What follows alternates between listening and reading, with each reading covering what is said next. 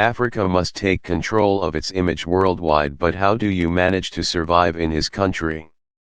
Of course, this question arose during a conversation. This question left me wide-eyed. It was my first trip to Europe, and because I came from Africa, I was asked this question. And yet my life has never been about survival. I grew up in a big African city, in a relatively material comfort. I attended well-equipped schools, I was not hungry, and the only place I saw hunger and war scenes was on TV. This is the reality of many people, but the image of Africa today, with the exception of South Africa and North Africa, is the image of a continent that has never given mankind anything and hindered people starving in huts in the middle of war zones. Famine, people who live in huts in the jungle. That's the other picture that reflects Africa. This terrible picture is how the rest of the planet sees us. In this way, even the blacks of the Americas have rejected this continent, often violently and irrevocably, while they are also part of it. So also island-minded Africans like the Malagasy or even the Cape Verdean Sea Africa, because they think that the sea and its mixture have saved them from the continent. This is also true of many South Africans, who do not know the continent very well and are saved by the white presence. Therefore, some express this murderous hatred of other Africans. This extraordinarily negative reflection is the image Western media has chosen to portray Africa. So, we will tell you about the challenges of perception that other people have about us and the importance of taking control of it. The meaning of the picture: 43 million poor and 15 million people starving, 2.1 million people in jail, nearly 16,000 marriages with minors per year, 13,200 firearms killed in 2015. These are the figures of the United States. And yet, the US remains the country with the best image in the world. This is a country that many young people dream of, because it has given itself the opportunity to arouse admiration. His building jungle, his billionaires, hip-hop and the portrayal of wealth, etc. That's what the media is all about in this country. Therefore, American citizens are automatically appreciated when they go somewhere. They are respected, admired, their word heard because they benefit from the image of their land. What we know about Dubai is its fiery buildings and other state-of-the-art infrastructures. But behind the scenes live 53% of the population, which consists of workers from South Asia. On average, they earn less than 100,000 CFA francs per month, an inadequate income leading to relative poverty in African countries. They live in catastrophic conditions, work under extreme heat, commit suicide at breakneck speeds. And yet Dubai does not show that. The picture has to be clean. Today, the life of an emirate is considered precious.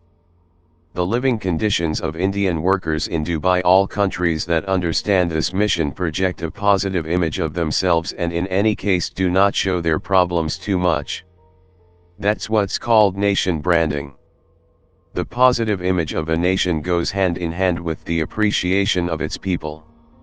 Very few people today would attempt to verbally or even physically attack a white American, emirate, or Chinese citizen, since it is true that the image of the power they project is strong. The picture is also a big economic lever.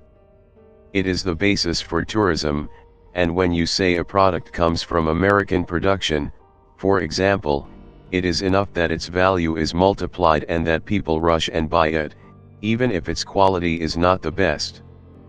This is also the reason why many French products carry the mention Paris under the name of the brand, as Paris shows a good image. The picture is an important factor of enrichment. The positive image of a country on the international stage gives it influence, protects its citizens abroad and adds value to its economy.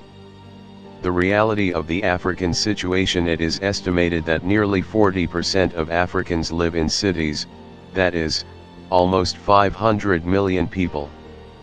What do the cities look like?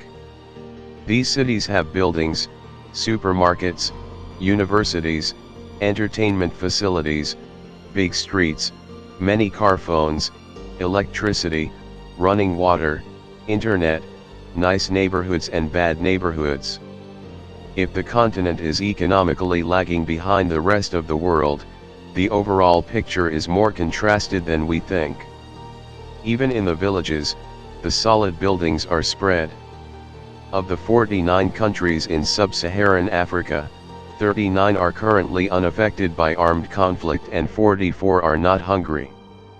The big problem in Africa right now is mass unemployment and low wages.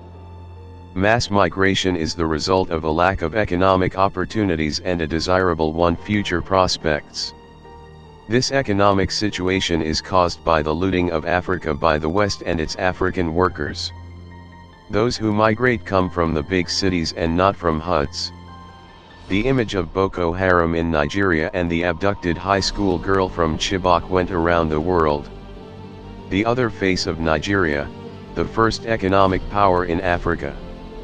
The war against Boko Haram takes place in the northeast, most of the country is safe.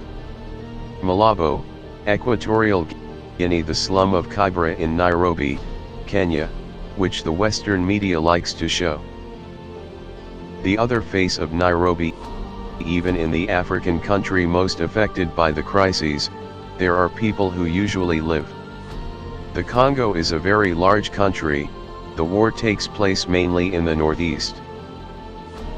Gaborone, Botswana.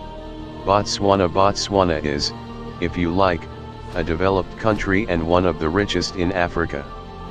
The reason the Western media do not show these images and show them from their neighbor South Africa is that they want to convey the illusion that only the whites can drive development in Africa. The development of Botswana, however, is due to the blacks. The universities and hospitals of Botswana. Maputo, Mozambique. Ghana. Accra, Ghana. Abidjan, Ivory Coast. Luanda, Angola. Luanda. Addis Ababa, Ethiopia. The images of healthy Africa are endless. Photo, Per Anders Pettersson / Getty Build.